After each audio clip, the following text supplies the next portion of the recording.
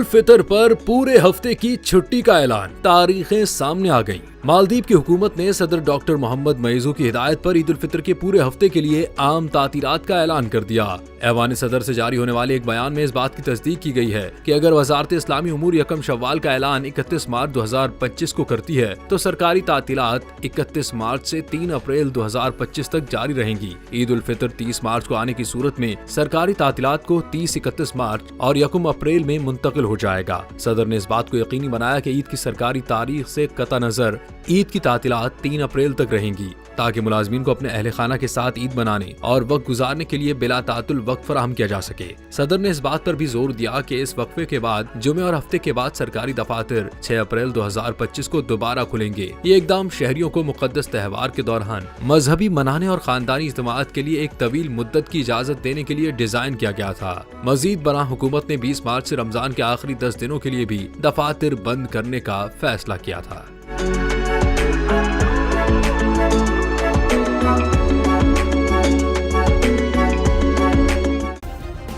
Subscribe करें और bell दबाएं ताकि कोई खबर रह न जाए।